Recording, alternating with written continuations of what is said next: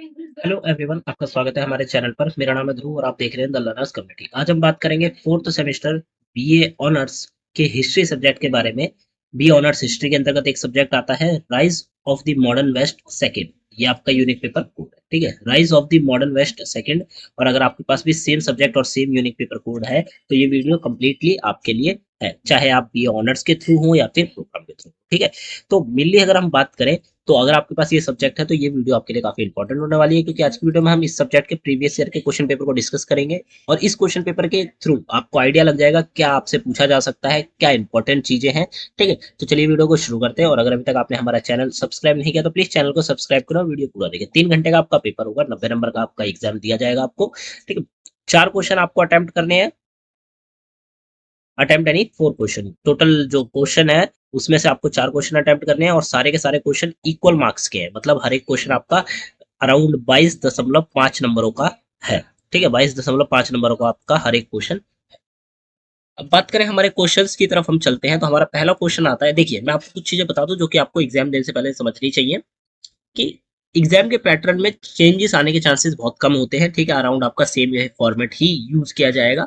But अगर changes होते हैं तो आपका हर एक क्वेश्चन अराउंड 18 नंबर के आसपास पड़ेगा। बट अगर चेंज नहीं होता तो आपका हर एक क्वेश्चन 22.5 नंबर का होगा। दूसरा, ये जितने भी क्वेश्चन इस क्वेश्चन पेपर में दिए गए हैं ये सारे के सारे इंपॉर्टेंट क्वेश्चन है, क्योंकि प्रीवियस ईयर है। चांसेस ये होते हैं कि डायरेक्टली इन्हीं क्वेश्चंस को उठा के रख दिया जाता है आपके न्यू क्वेश्चन पेपर्स में। अदरवाइज इनमें बिल्कुल बहुत छोटा सा माइनर सा चेंज किया जाता है, बाकी क्वेश्चन सेम ही होता है। बस आपको उसको सही प्रकार से पढ़कर उसका आंसर लिखना है।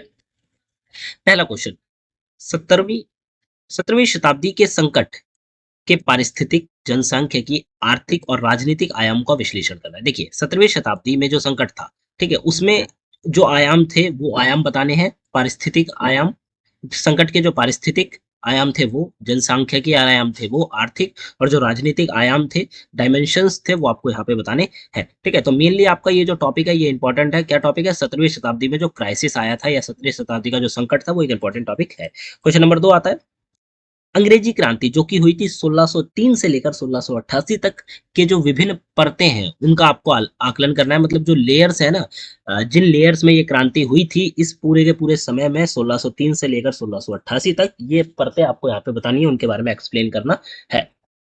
ठीक, अलग अलग टाइम पे जैसे परतें आई हुई हैं, ठीक है, कि इस टाइम से लेकर इस टाइम तक ये परत चली, इस टाइम से लेकर इस टाइम तक ये फेज चला, ये आपको यहाँ पे बताना है। क्वेश्चन नंबर 3 आता है, क्या वैज्ञानिक क्रांति व्यक्तिगत प्रतिभा अथवा 16वीं और 17वीं शताब्दी यूरोप में सामाजिक, आर्थिक, राजनीतिक, बौद्धिक और धार्मिक परिवर्तनों का परिणाम थी?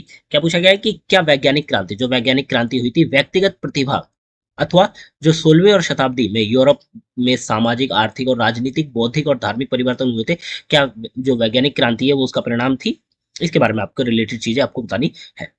क्वेश्चन नंबर 4 आता है, इंग्लैंड या हॉलैंड के संदर्भ में वाणिज्यवाद की मुख्य विशेषताओं की चर्चा कीजिए। ठीक है, आपको क्या बताना है, इंग्लैंड या फिर हॉलैंड के याद रखते हुए या उसको ध्यान में रखते हुए वाणिज्यवाद जो होता है, ठीक है, उसकी मुख्य विशेषताओं को आपको यहाँ पे एक्सप्लेन करना है। क्वेश्चन नंबर 5 आता है, 17वीं और 18वीं शताब्दी फ्रांस में वाणिज्यवाद के विकास का मूल्यांकन कीजिए। ठीक है, यहाँ पे एक टाइमलाइन दिया गया है कि 17वीं और 18वीं शताब्दी के बीच में जो फ्रांस में वाणिज्यवाद का विकास हुआ था उसके बारे में आपको यहाँ पे मूल्यांकन करना, मतलब उसको ही एक्सप्लेन वर्जन में आपको बताना है।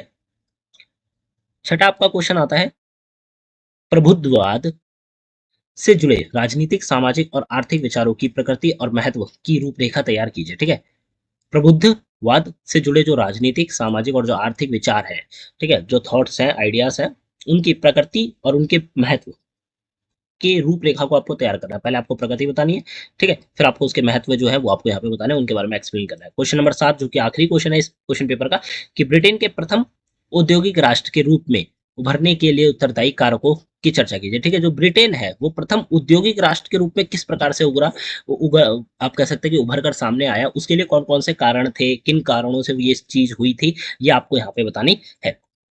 ठीक है, अब देख लीजिए, समझ लीजिए आंसर से रिलेटेड मैं आपको कुछ चीज़ें बता दूँ कि आप जब भी आंसर लिखना चालू करेंगे, क्वेश्चन में जो चीज़ पूछी गई है उसके बारे में थोड़ा-सा आपको इंट्रोडक्शन देना है, ठीक है? वो एक ज़रूरी चीज़ है जब आप आंसर लिखना चालू करते हैं तो, चाहे कोई कोई सा भी क्वेश्चन हो, आप यहाँ से कोई सा भी क्वेश्चन उठा सकते हैं, ठीक है? उसका आप थोड़ा-सा इंट्रोडक्शन देंगे, उसके बाद आप अपने आंसर को कम से कम 5 से 6 पॉइंटों में डिवाइड करेंगे, ठीक है? पॉइंट का मतलब ये है कि आपका जो आंसर है वो पॉइंट वाइज़ एक्सप्लेन होना चाहिए, ठीक है? आपको वहीं पे ऑन द स्पॉट आंसर से रिलेटेड जो पॉइंट्स हैं वो तैयार करने होंगे, वो आप पॉइंट बना लेंगे।